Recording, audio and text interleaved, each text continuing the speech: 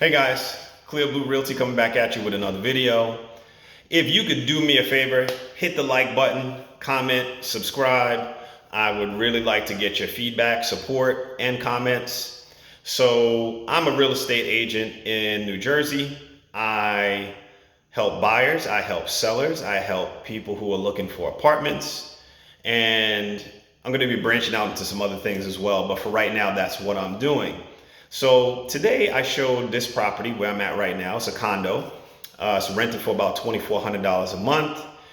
Really nice looking condo. Has granite countertops, stainless steel appliances. You can see some of those behind me. Hardwood floors, 2-bedroom, 2-bath. It's a really nice place, but the people who came to see it, the tenants actually thought it was a little small. So you get a pretty diverse group of people who are looking to rent.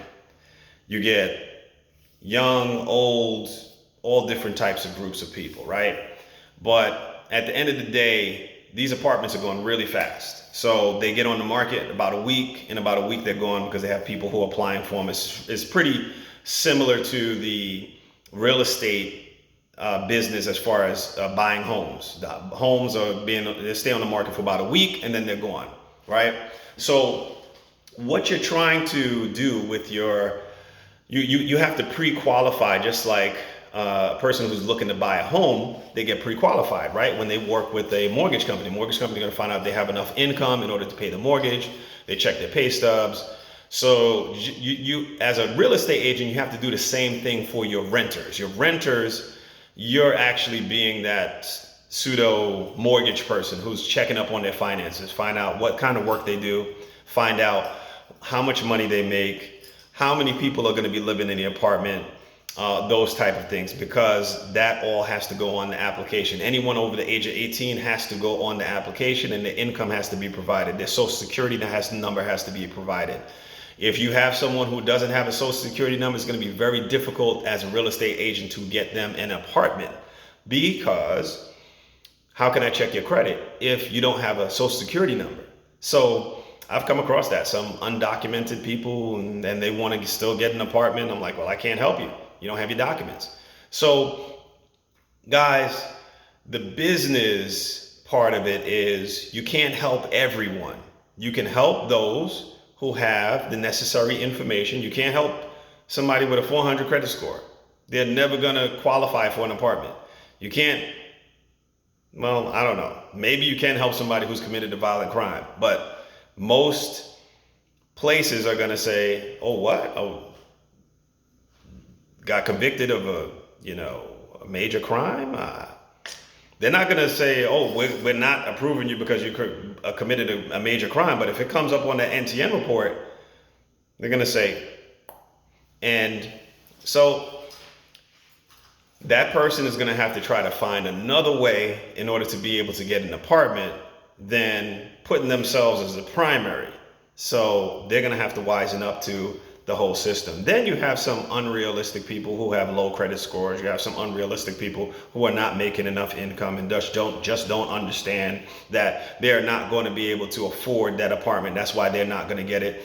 The income has to be 3 times what your gross has to be 3 times whatever the monthly rent is. That's the formula. The formula is your rent should be no more than 1/3 of your gross income. And that's the thing that gets a lot of people eliminated. So when you do the NTN score gives you a score from 1 to 100. And it grades you based off of your credit. It bases off of your background report. It bases that off of your income.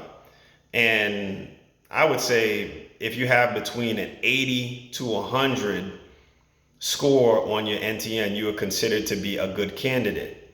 If you have under 80, you're in the 70s, you're considered to be okay. That's like a C, right? If you're in school and you're giving yourself a grade, a C is not as good as a B or an A. An A is a 90 or above. And those people get homes easier as opposed to people who score lower. So your credit score is very important. Your income is important. And then you don't want any major violations like an eviction on your record, because that's going to just really disqualify you, because a seller is going to be like, oh, this person was evicted. Oh, so they have a history of not paying their rent. Nope, don't want them. So, and I got to say, for this year, actually getting to the end point with renters has been a little slow for me. I've gotten one renter an apartment, and that was an older couple who scored really well on the NTN, and they were very desirable. They scored a 97.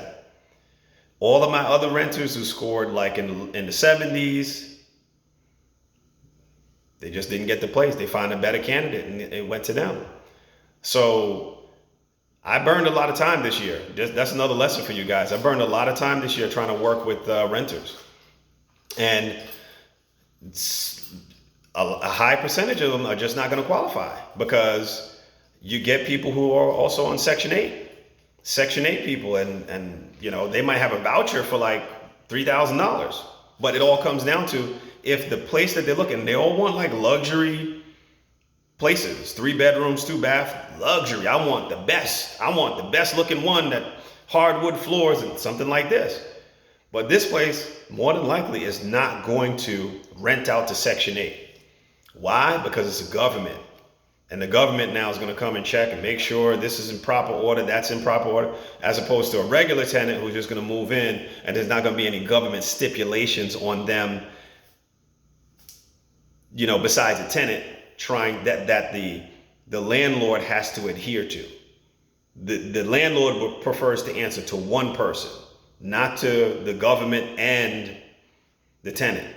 They don't like that situation. I just putting that information out there. That's just, you know, 3 years of knowledge, 3 years of information. That's the truth. So I'm just giving you guys some information. Today, it's about renters. I got some renters that I have on the hook that I'm trying to show some places. Hey, I hope this thing works out with them. If not, hey, I'm back off to working with some people who are trying to buy homes.